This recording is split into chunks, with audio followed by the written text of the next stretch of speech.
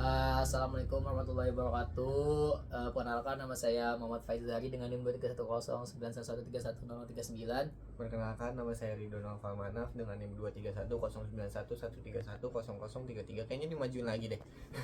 Kami mendapatkan tugas dari Dr. Oski untuk menjelaskan tentang sistem reproduksi pada pria, wanita dan fungsi seksualnya.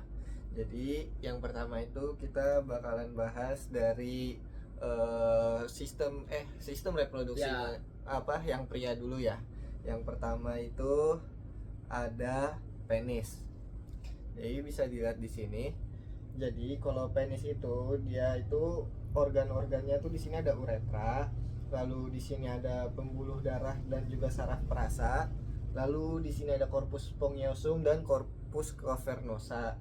Fungsi dari penis itu yaitu untuk memasukkan sperma ke dalam saluran wanita. Lalu selanjutnya, Oke, selanjutnya belum. Jadi dari sini aku sih nambahin ya.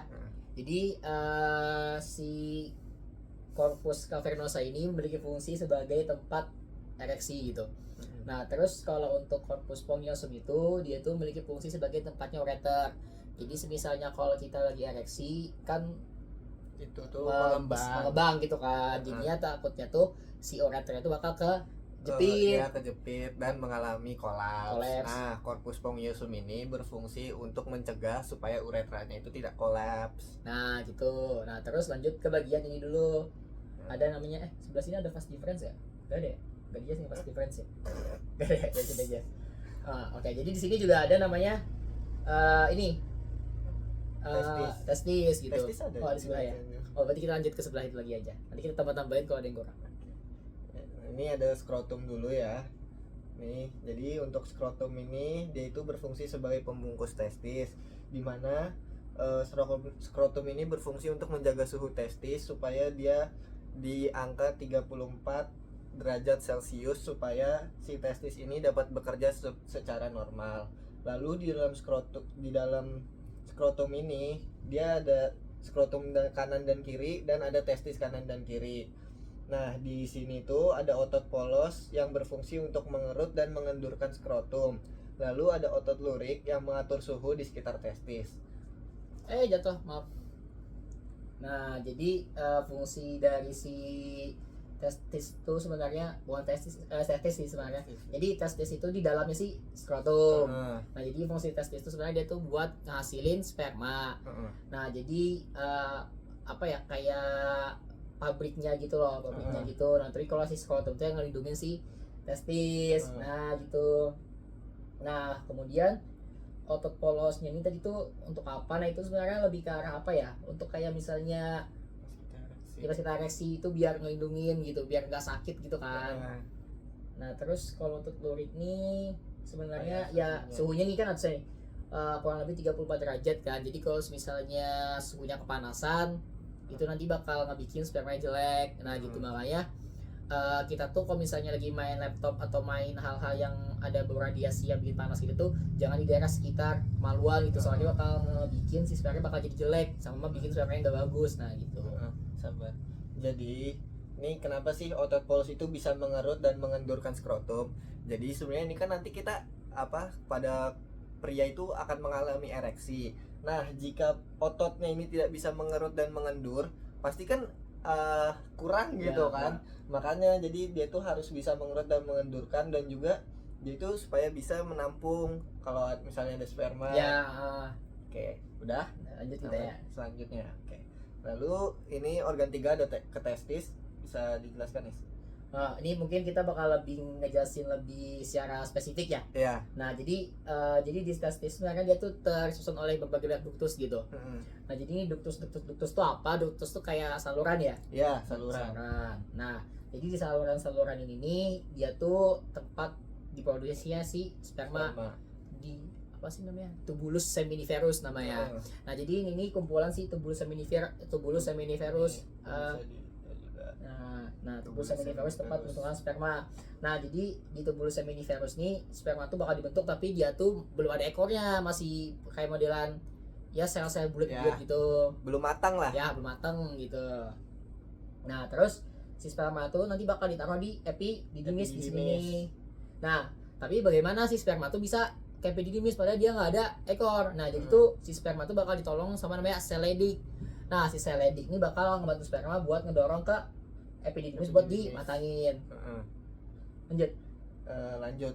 Oh ya, mau nambahin aja sedikit. Jadi untuk apa tadi sel Leydig itu bisa juga kalau disebutnya itu sel-sel toli. Ya.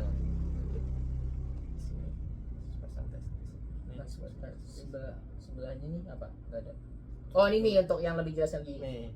Oh, ini kan udah untuk membahas bagian Apa ya? umumnya. Umumnya lah. Nah, Kalau ini testis secara spesifik. Nah. Jadi yang pertama itu ada vas deferens, lalu ada vas efferens, epididymis, lobulus, dan juga tubulus seminiferus. Yang pertama itu vas deferens itu dia itu sebagai saluran supaya sperma itu dari epididymis bisa menuju ke vesicula seminalis atau juga biasa disebut sebagai kantong sperma. Lalu ada vas efferens yang berfungsi untuk mengeluarkan dan menyalurkan sperma ke dalam epididymis.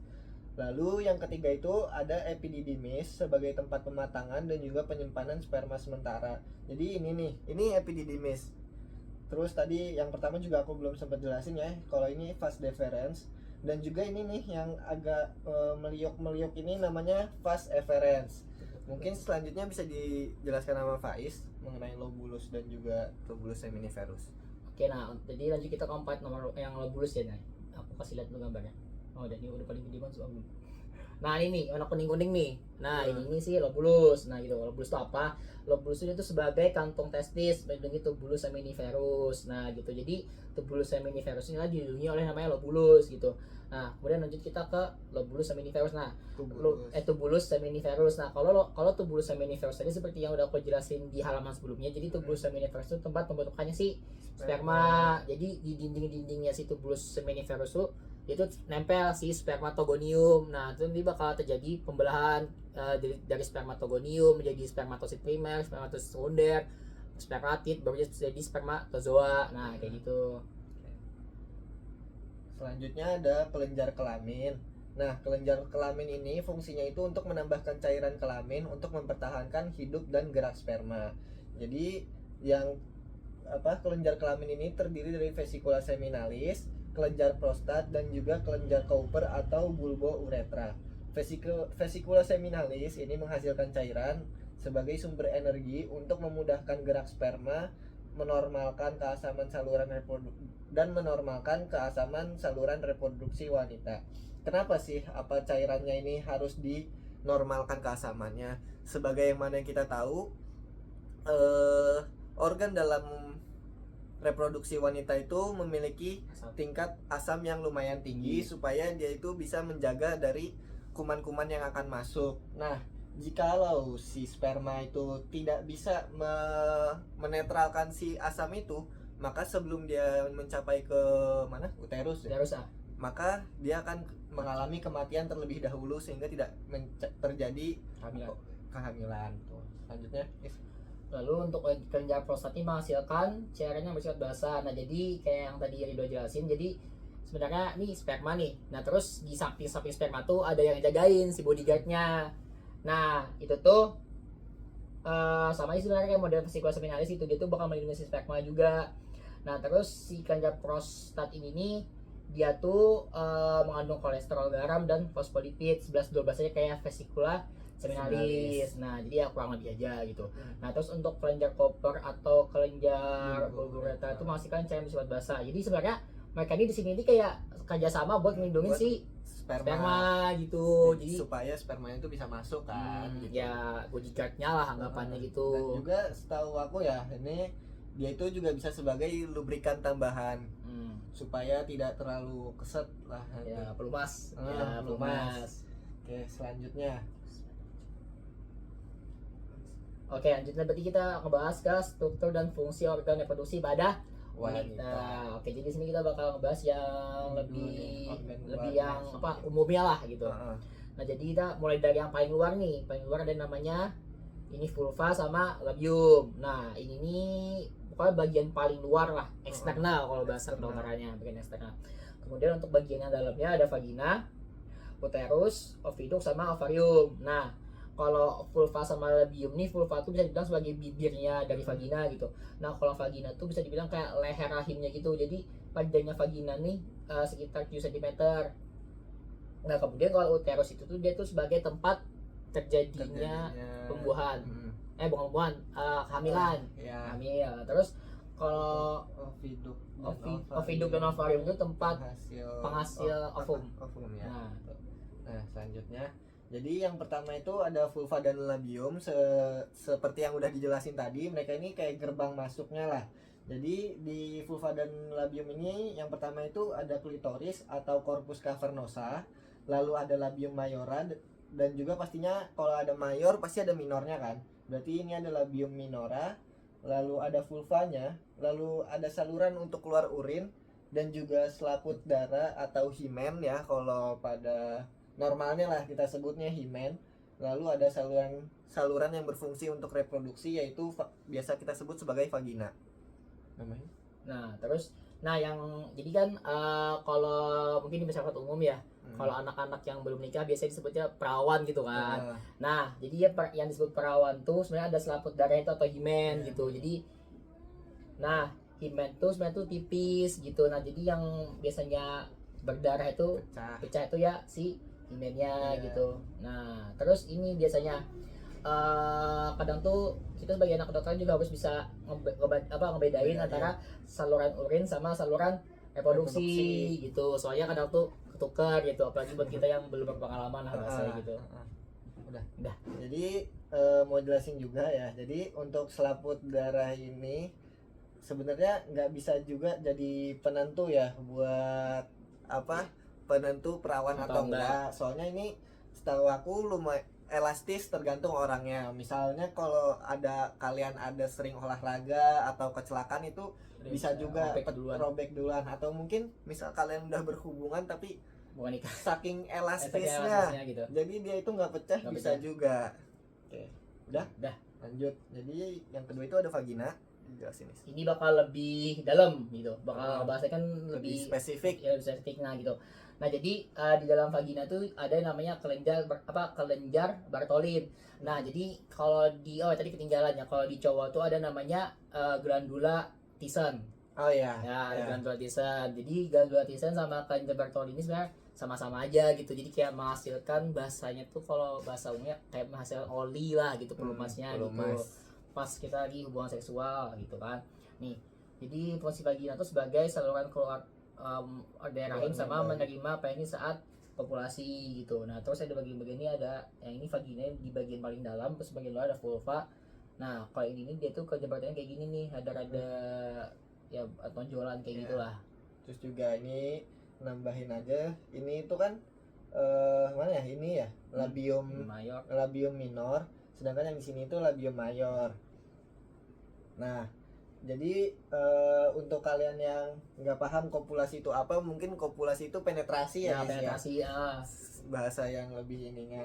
Itu udah ya. Lalu selanjutnya itu ada uterus atau rahim. Nah oke. Nah jadi ini bakal lebih masuk ke dalam lagi gitu kan. Jadi cuma bahas sampai sini doang kan. Nah jadi di sini ini masih vagina nih. Nah lehernya gitu. Nanti kan panjangnya 7 meter. Nah kemudian 7 meter. Panjang bener 7 meter ya. Nah jadi di sini nih ada namanya ini porsio nih. Ini porsio. Terus ini namanya di antara sininya ada fornix. Ini fornix, portio. Nah kalau yang ini namanya nih cervix. Ini mulut rahim. Nah kemudian sebenarnya di sini tuh ada namanya ostium uretra yang eksterna. Nah gitu. Nah kemudian sini ada endometrium, nanti udah jelasin tempat terjadinya penempelan zigot ya, zigot. Nah kemudian ya di sini siklus menstruasi terjadi di sini juga. Kemudian di sini tuh ada ampula juga sih, ada pembesaran di sini. Terus ada ismus, di sini ada ismus. Ismus dulu baru ampula. Ini ampula di sini. Nah, ismus itu apa sih? Ismus itu penyempitan. Jadi di sini bakal ada penyempitan di sini nih. Ini bisa dilihat ya. Nah, ada penyempitan. Nah, lalu ampula tuh pembesaran. Nah, ini kan jadi gede kan? Jadi gede nih. Nah, gitu. Nah, sama nih dua sisi gitu. Nah, terus jadi untuk endometrium ini sebenarnya di sini kan tadi udah disinggung juga kalau ini tuh siklus mens itu Ya. terjadi di sini juga. Jadi misalnya nanti kalau misalnya ada masuk sperma itu pasti akan menempel di endometrium. Nah kalau misalnya nanti tidak ada yang dibuahi, nah endometrium ini nanti akan luruh sendirinya, dan itulah yang menyebabkan terjadinya darahnya itu keluar gitu. Dan juga uterus itu berfungsi sebagai tempat pertumbuhan dan juga perkembangan bagi embrio yang akan menjadi manusia nanti ya. Udah lanjut. Oke, lanjut. Di bawah kita lanjutin tadi. Jadi selanjutnya ini ada oviduct atau biasa disebut kita tuba fallopi. Jadi yang pertama ini fimbriae. Fimbriae ini nanti berfungsi untuk menangkap ovum yang sudah dihasilkan. Lalu ada infundibulum dan juga oviduct kanan dan kiri. Nah, tuba fallopi ini fungsinya sebagai tempat pembuahan atau terjadinya fertilisasi. Jadi apa sebenarnya gimana sih sebenarnya tempat ketemunya si sperma sama sel telur tuh? Nah, di tuba fallopi bukan di tengah-tengah sini. Jadi nanti tuh si doi lagi kan. Jadi si sel ovum tuh bakal nunggu dia di sini, nunggu di tuba fallopi. Ini mana nih sperma kan ada datang gitu kan. Jadi itu bakal nunggu sekitaran 2 hari, dia bakal nunggu di situ, nunggu sperma datang. Nanti kalau ketemu bakal jadinya pembuahan. Nah, gitu. Nah, first tuba fallopi sebagai tempat pembuahan tadi. Lanjut. Oke, nah terus kalau di ovarium ini sebenarnya kayak kan tadi kan kalau di testis kan pabriknya di tubulus seminiferus. Nah, tapi kalau cewek tuh di ovarium. Nah, jadi benar-benar diolah di situ. Jadi kalau cewek tuh dia tuh kalau dari mungkin kalau cowok kan dari pas udah lahir ya baru ada ya. Kalau cewek tuh pas dari dia masih dalam kandungan udah ada selnya gitu. Jadi emang ya mulai ada bawaan dari sananya gitu. Nih makanya di sini fungsi ovarus sebagai penghasil sel telur. Nambahin nih, Dok. Lanjut. Nah, jadi ini ringkasan lah. Iya, ringkasan aja lah. Kan tadi udah dijelasin. Jadi ini untuk ringkasannya aja ya. Jadi untuk penis itu berfungsi untuk memasukkan sperma ke saluran kelamin wanita. Skrotum itu berfungsi untuk melindungi testis, menjaga suhu testis agar sesuai dengan kebutuhan perkembangan sperma. Lalu testis itu berfungsi untuk memproduksi sperma dan juga hormon testosteron. Nah, terus untuk yang epididymis dia tuh sebagai tempat pematangan dan penyimpanan sperma sementara. Kemudian yang vas deferens saluran sperma epididymis ke vesicula seminalis. Nah, vesicula seminalis tuh dia tuh sebagai tempat penyimpanan si sperma yang untuk dilepasin gitu. Jadi kan kalau di epididymis tadi kan naruh sperma matang kan. Nah, kalau yang di vesicula seminalis ini dia tuh spermanya udah matang. Tinggal dikeluarin, nah tempat transit gitu lah. Nah terus kalau untuk kelenjar kelamin itu dia menambah cairan kelamin untuk menjaga sperma.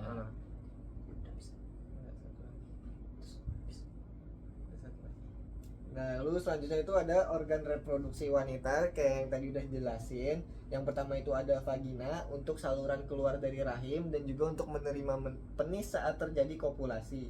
Lalu ada uterus. Uterus berfungsi untuk tempat pertumbuhan dan juga perkembangan embrio. Nah, terus untuk oviduct atau tuba fallopi itu tuh sebagai tempat pembuahan atau fertilisasi.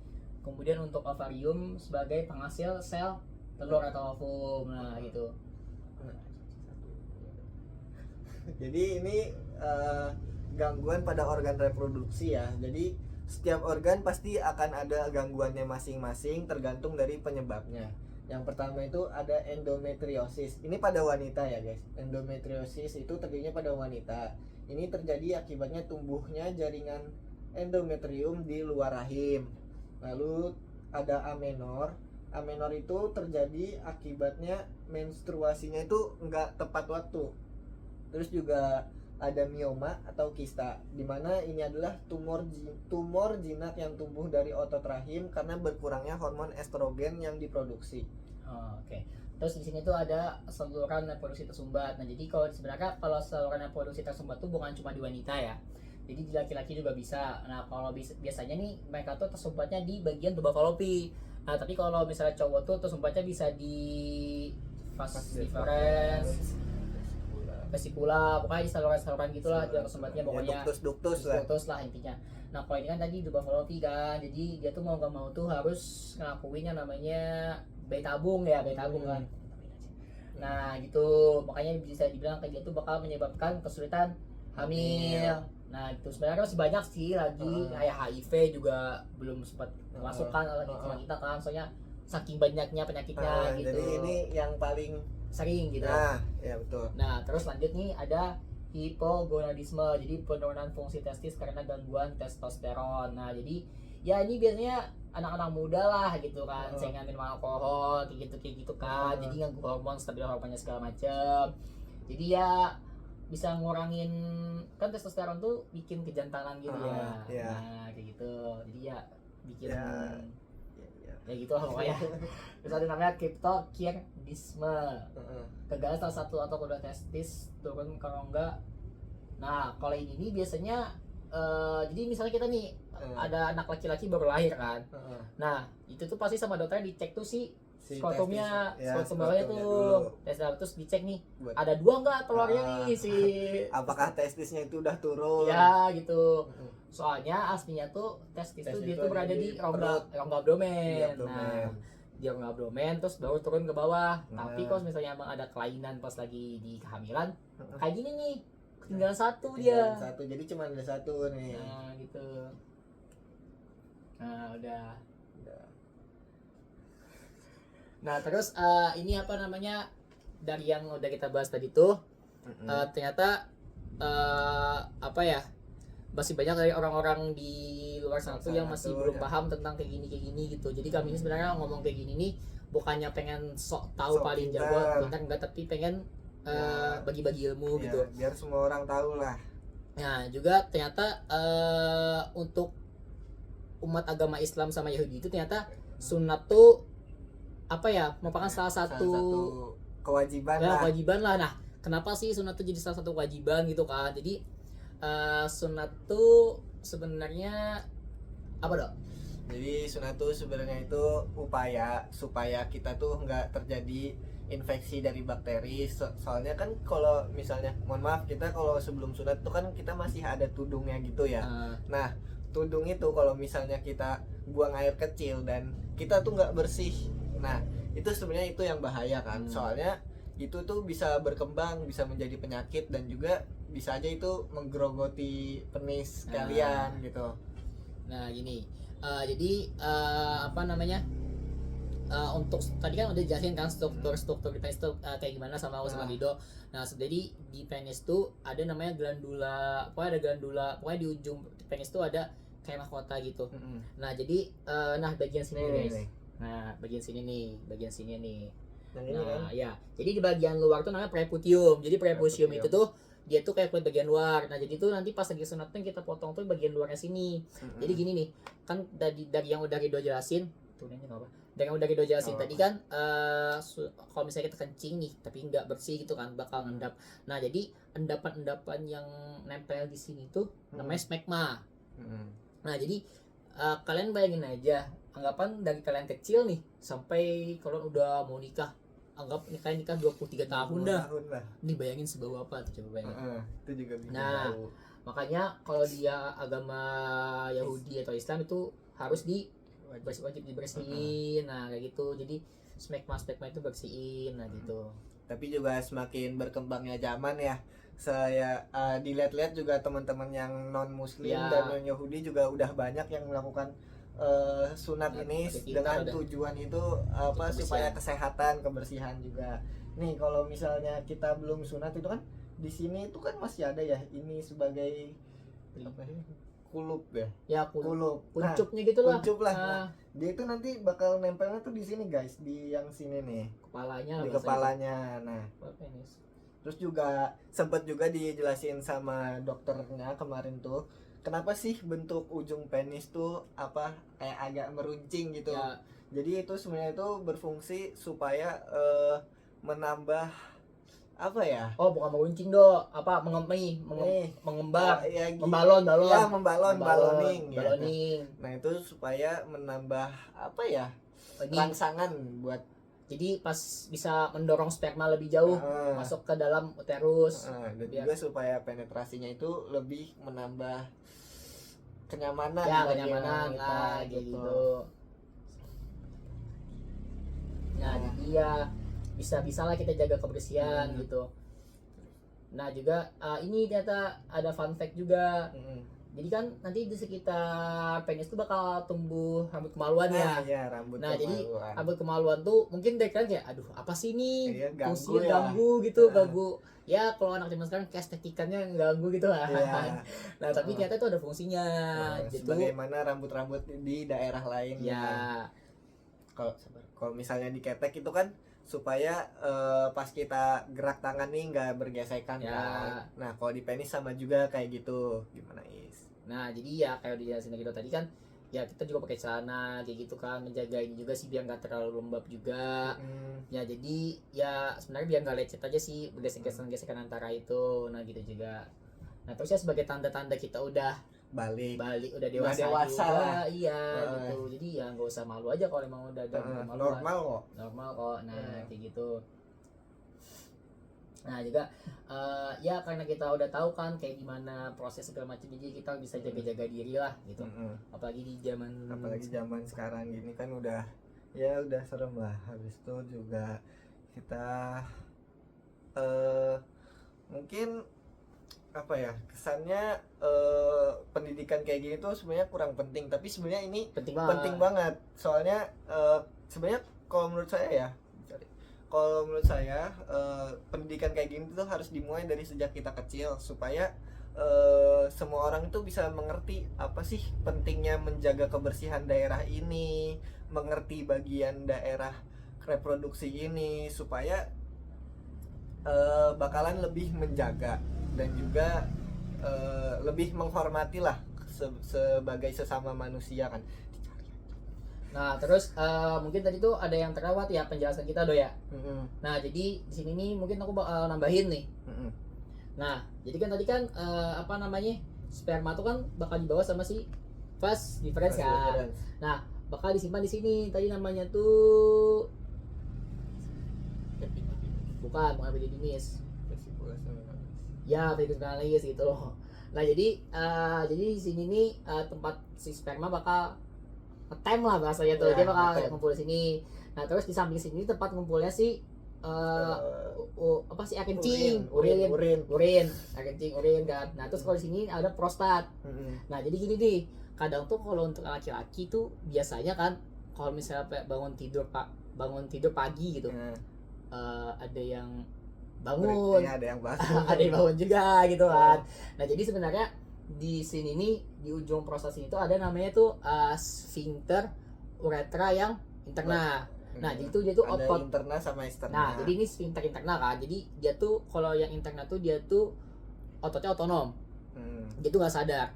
Nah kalau yang di bawah sini tuh dia yang eksterna tuh dia tuh kita kontrol. Makanya kadang tuh kalau misalnya kita lagi tidur kan, itu tadi air dari penyimpanan air kencingnya itu tuh bakal ngumpul di prostat, bakal ngembang kan. Jadi secara nggak langsung bakal ngebuat ya ereksi lah, mau penuh. Jadi agak bangun itu kita kan alat kelamin laki-laki. Nah tapi kan karena yang di bawah ini eksterna, kita bisa atur menghentikan secara sadar kan.